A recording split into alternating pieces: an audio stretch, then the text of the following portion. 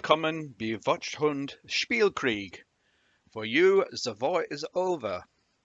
Welcome to Watchdog Wargaming. Tonight I should be reviewing Escape from Colditz.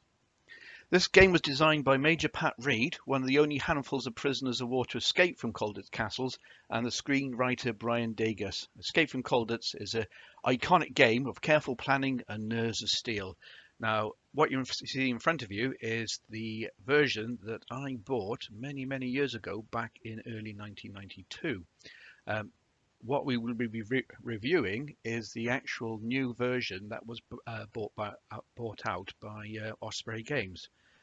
So I'll show you what the old one was and contained, and then sort of use that to compare with the new version. So for the old and bold about you, so I've probably played this game ages ago.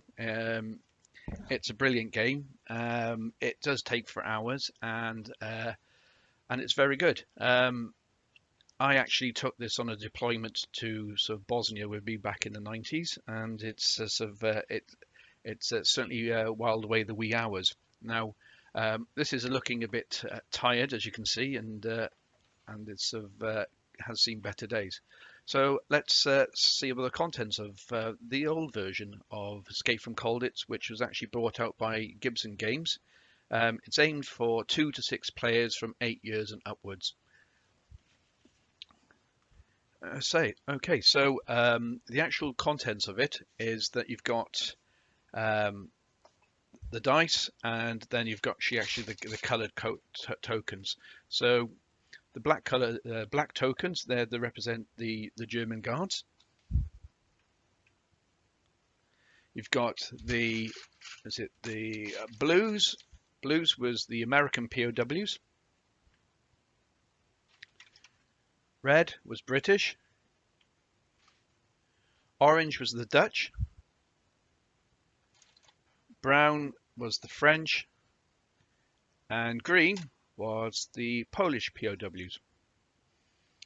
Now, and certainly in the games that I play, there always seems to be an argument about who's going to be the Germans. Strangely enough, it always seems to be for me for some strange reason, but yeah.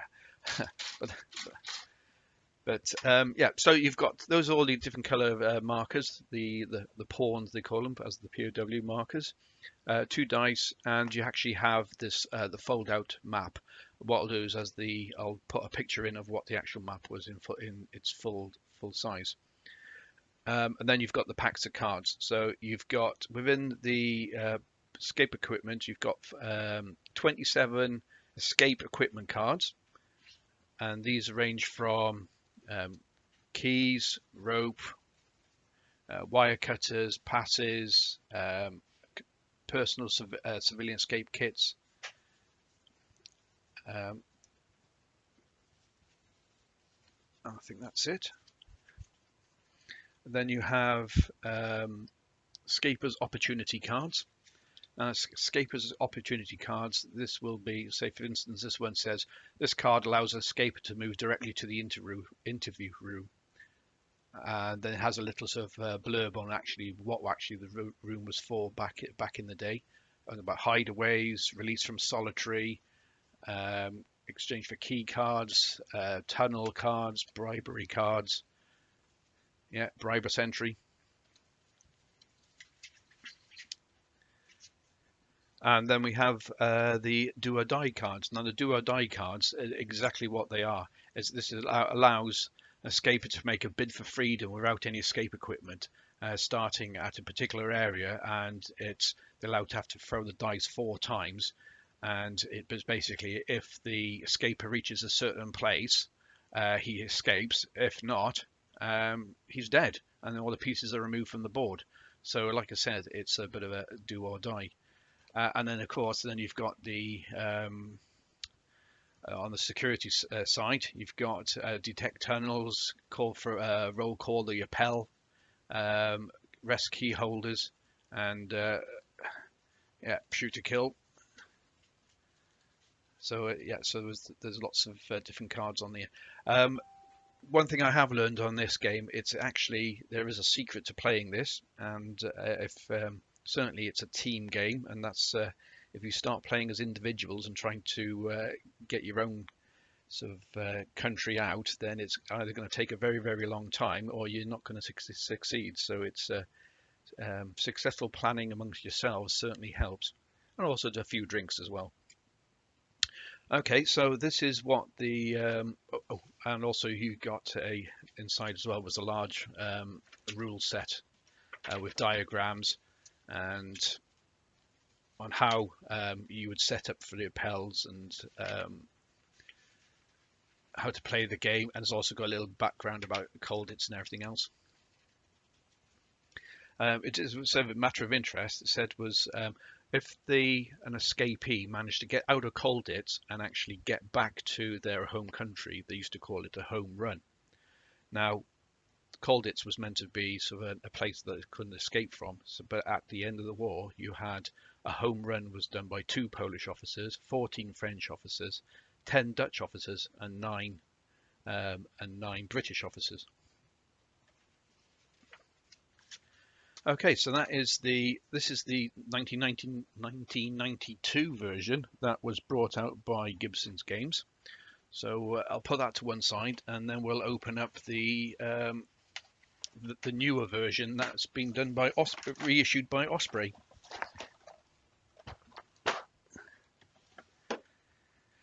Whoop, there we are. Let's get back. Now this has been released probably 1 or 2 years ago now, but this is the first time I sort of managed to get it sort of where it was within my sort of budget. And again, sort of basically because the other game was a bit wearing out, even though it was still in good condition, I thought I'd get this. Now, with this version, you have the traditional version, but also they've actually brought out another version. Now, I won't be going through all the different sort of rules on this one, but what I'll do is actually in the description below is actually send you a link to where Osprey Games have actually put how to play the game, which is actually sort of very, very good and does sort of simplify actually the actual rules. There was 1 or 2 rules that I wasn't aware of, and watched that and went, oh, okay, so that's how you do that. So again, the box art on it is brilliant. It's quite a steady box. You know, anything that Osprey seems to be do is well sort of designed and constructed. So hang on, let's see if there's anything. So what they got on the back of this one. So Colditz Castle, designed by Major Pat Reed, won the only handful of prisoner wars. Become an allied escape officer. Assemble your kit, plot your escape routes, and coordinate your efforts to avoid the guards. Become the German security officer. Maintain control through guile, ruthlessness, and careful observation despite limited numbers. So apparently this one from Osprey Games is a deluxe edition. 2 to 6 players include both original and updated rules, new hand-painted artwork, an oversized board, so the actual play board is actually larger than the original, 56 wooden playing pieces, 100 fully illustrated cards, a 32-page history book, and unique replicas of artifacts from the prison. So, and of course, now it's your turn to do the same. Okay, so let's have a look what's in there, if I can manage to, oh, wrong way.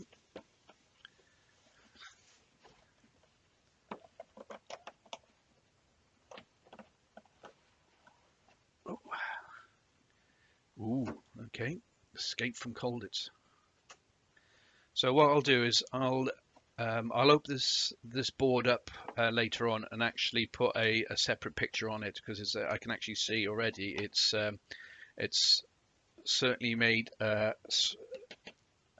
better than the original on better card stock, and there's a lot more detail into this.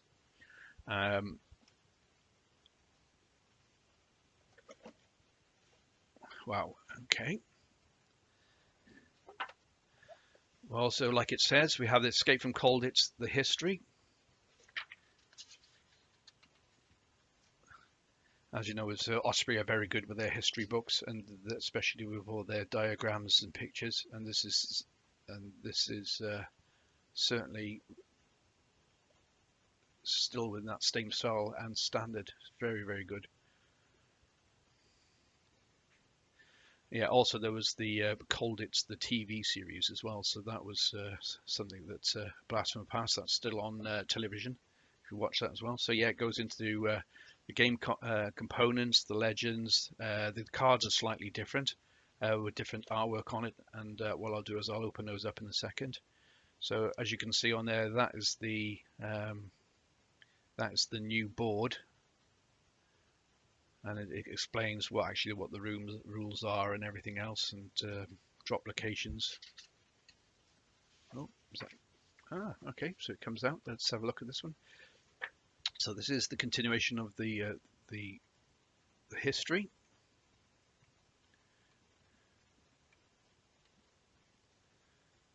Never a dull moment. Okay. And then the rules.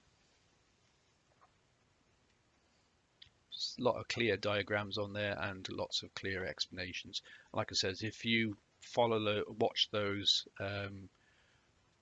little YouTube how to play from Osprey, they will certainly sort of explain the actual game a lot better than I can. Okay, so prisoners of war actually across Germany and all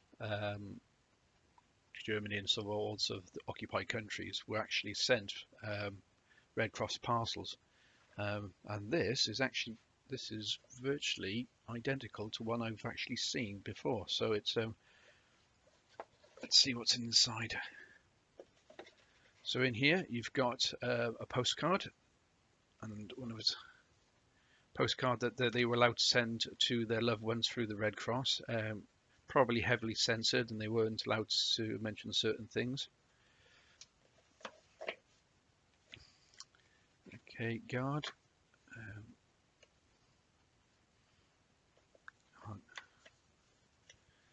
Okay, a poster.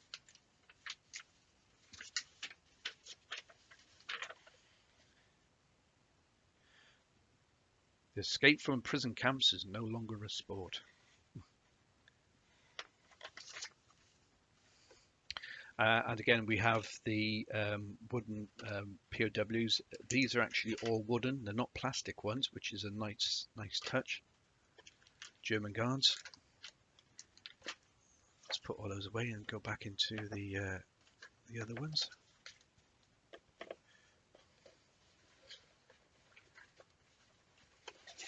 The little blurb on here, I'll see if I can actually says, prisoners in Colditz, having existed for 7 months on prison rations, were down to 2/3 normal weight by Christmas 1940. But when the first Canadian British Red Cross parcels arrived, like these contained tinned meat, cheese, jam, butter, powdered egg, and milk, tea or cocoa, chocolate, sugar, and cooking fat. The parcels weighed 10.5 pounds each. Tobacco came separately, although parcels were paid for mostly by prisoners' relative. It was a share and share alike at Colditz. Contraband and escape kits were never sent by the Red Cross.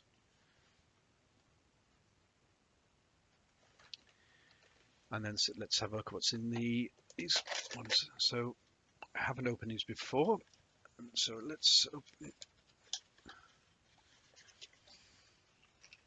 So these are the opportunity cards. Now you saw what they were like previously. So completely new artwork on there as well. Again, which seems to be a lot better than the older ones.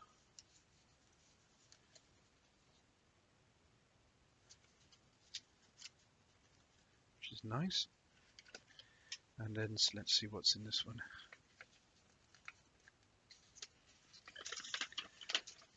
Okay, so this is to do with escape prisoners.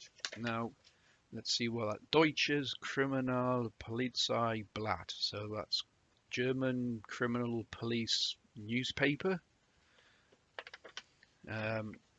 So there's about escape POWs.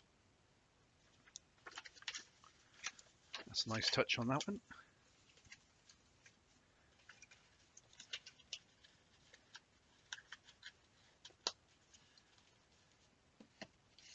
And then let's have a look at this one.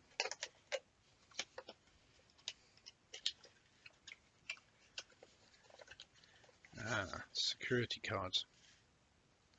So let's see what's...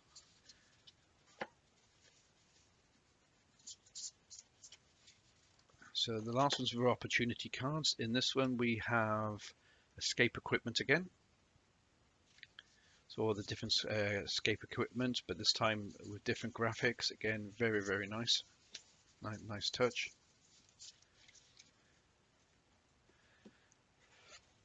The do or die cards, like I mentioned. So throw the dice 7 times. A single POW in the inner courtyard that has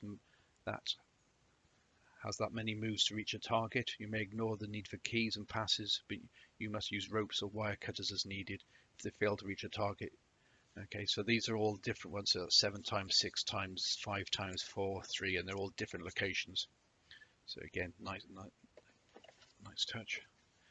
What's this one? Security cards. So this is what the Germans would use. So it's searching different locations, detecting tunnels, shoot to kill, arrest key holders, and the appel, the roll calls. Now the appel roll call ones, these are actually, if you're a German player, are actually very, very good, because you can cause havoc. So if people are trying to escape, you can call a roll call, and yeah, so if they ignore, or it's like it says on there, roll a dice. If any of these POWs are within that many spaces of any guard, they are arrested. So you can actually cause havoc with these particular cards.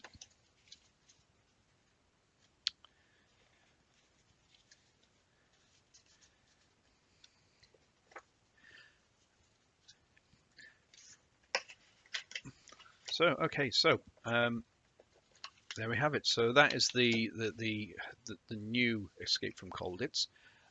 There's the traditional rules that they came out with the previous game, but also as well they did mention that they've actually got another game, so very similar sort of rules on there as well. So it's probably there we are. See, classic rules of the game. And then, sorry, the one that they've got at the beginning of the game is their new amended game. So it's probably made it a little bit faster. So I actually haven't played the new game, so that should be interesting. So track a few people down to see if they want to be POWs for the evening. But yeah, so that is Escape from Colditz, classic and the new variant. So that is actually a very, very good upgrade to the classic game.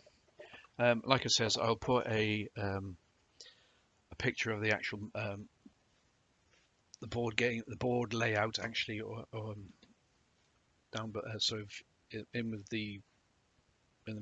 a clip, and then sort of like down below, I'll put a link to the Osprey Games playthrough on how to play the new version of Escape from Colditz. So yeah, so there we are.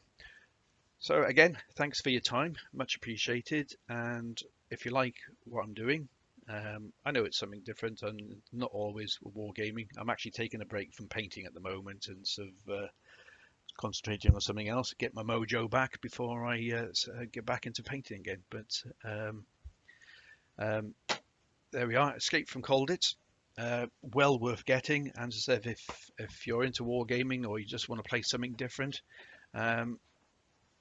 this definitely gets a thumbs up from me. Classic game. Great to play with your mates, especially over a few drinks and everything else. And yeah, so thank you for watching Watchdog Wargaming. Take care, and I'll catch you again. Bye now.